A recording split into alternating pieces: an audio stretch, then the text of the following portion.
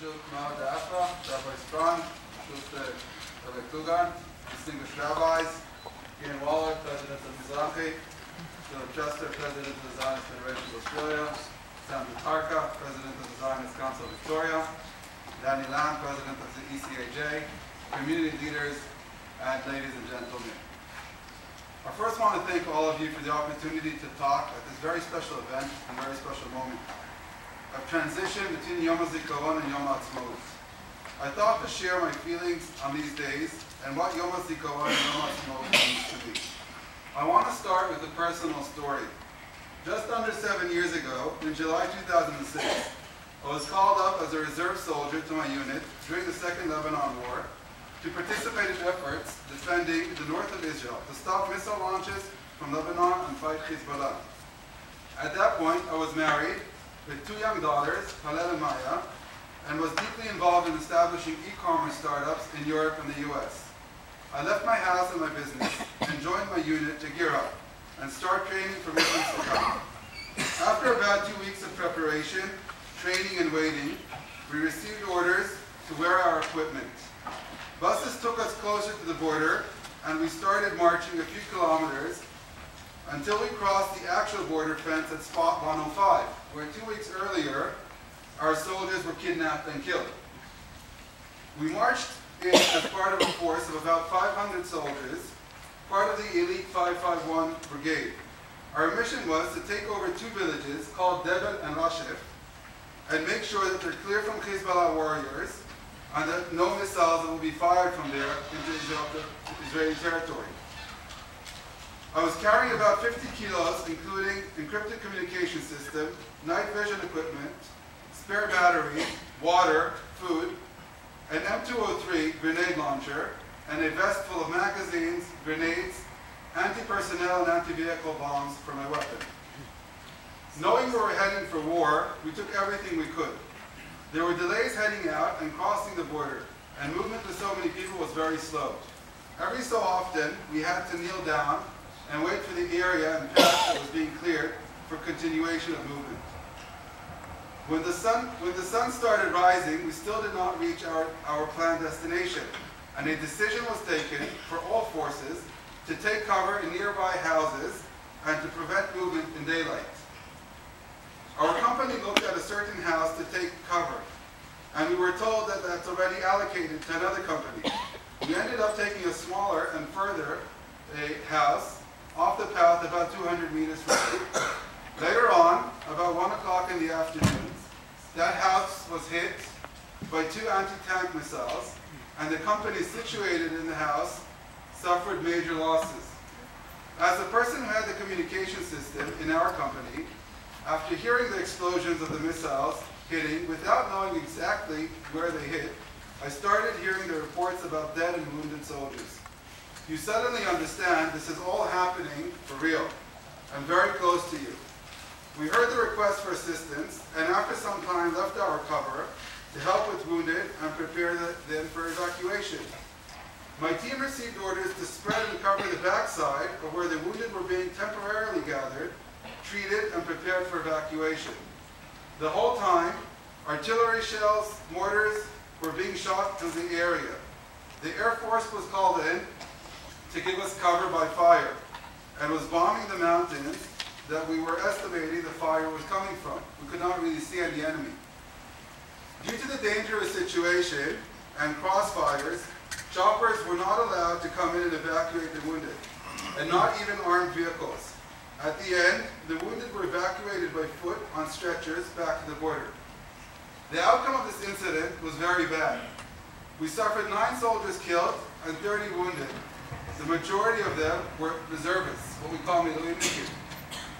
My team ended up spending another 7 days fighting in Lebanon until the ceasefire was declared. In spite of Hezbollah's attempt to claim victory, they suffered major losses, and since that time, Israel's northern front has been quiet.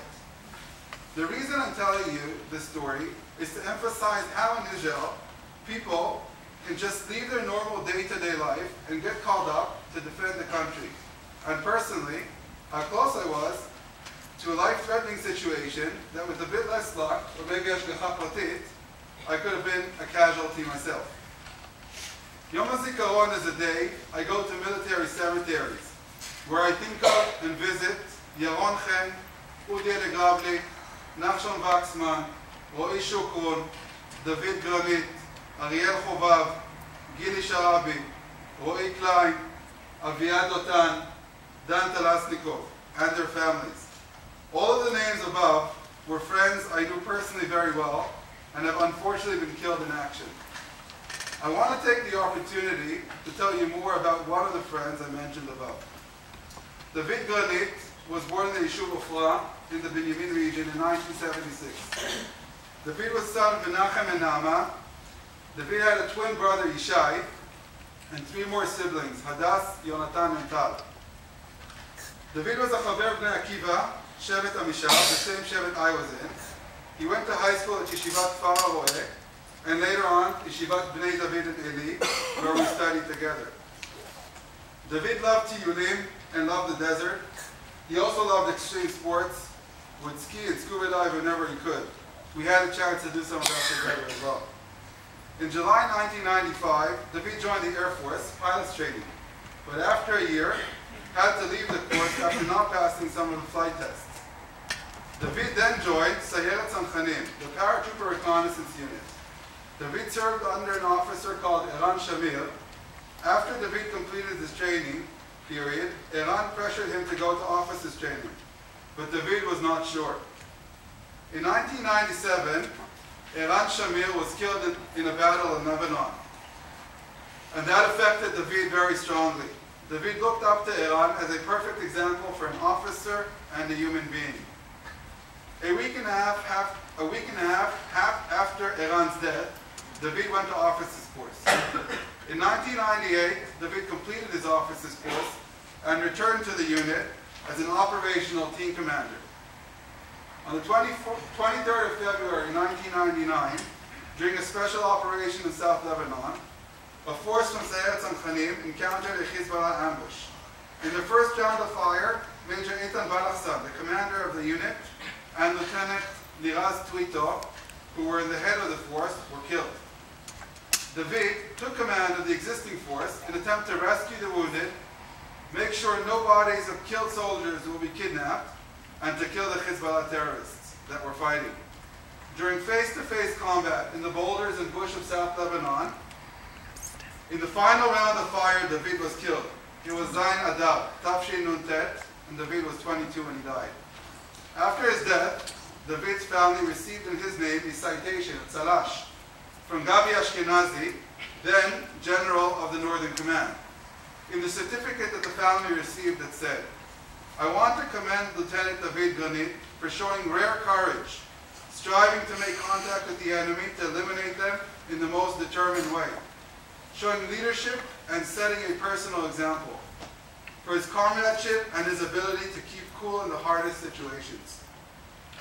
Yom HaZikaron is a time for us to stop our ordinary life and a day to think about the 25,578 soldiers and victims of terror who fell while defending our country, and pay our respect by coming to the memorial services and to the cemeteries. It is due to them that we in Israel can live in a safer and stronger country, and Jews all around the world can walk proud of a Jewish state and know they have a homeland in Medinat Israel.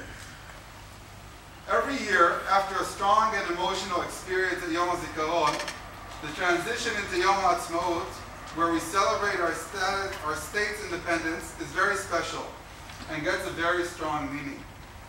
Yom Haatzmaut is a time we celebrate with friends and family. The whole country is filled with blue and white, flags on the cars, houses, streets. Almost everyone at some point has a manga, a barbecue. That's considered the national sport on Yom Haatzmaut. There's a sense of unity and pride amongst Israelis during this day. You all know and have heard and read a lot about the achievements of Israel in its 65 years in the areas of technology and science, agriculture and academia, Torah and culture, military and democracy, and lots more. This is often looked at as a miracle, and it probably is. But I want to point out that the role and ishtadlut is done by the millions of regular people, Israelis, that live in the country, as well as Jews around the world that have been taking part in the support and development of Israel in the past 65 years.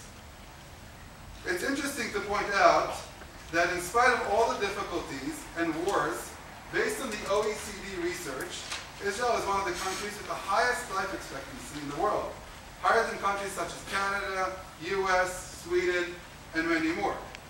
In a recent survey, Israelis were found to be amongst the most happy and content people in the Western world. Growing up in Israel, I have friends that are today leading scientists, IDF officers, civil servants, educators, Torah scholars, and entrepreneurs. All of these individuals are taking part in building Israel and making what it is. I think the saying, the whole is greater than the sum of its parts, is very relevant here. 2 years ago, I decided to take a break from the business world and come on shlichut with my family, to act as a bridge between Israel and the Jewish community in the diaspora, to make people more connected to Israel and help promote and facilitate Aliyah to Israel. That way, by leveraging my role, I have the ability to contribute more than I can do personally for continuous growth and development of Israel. This year, Israel has crossed a very important and symbolic mark. The population of Israel has crossed 8 million people, and out of them, 6,042,000 Jews, 75.3% of the total population. We all know the symbolic that the number of 6 million is to all of us. Israel has absorbed over the years more than 3,140,000 olim, around 8,000 of them from Australia and New Zealand. I've been fortunate as the federal Aliyah Shaliach to be part of the Aliyah of almost 300 of the most recent olim from this region. The Australian Jewish community, and this community especially, are an extraordinary, warm Zionist community. And I want you to know that it is felt and well appreciated.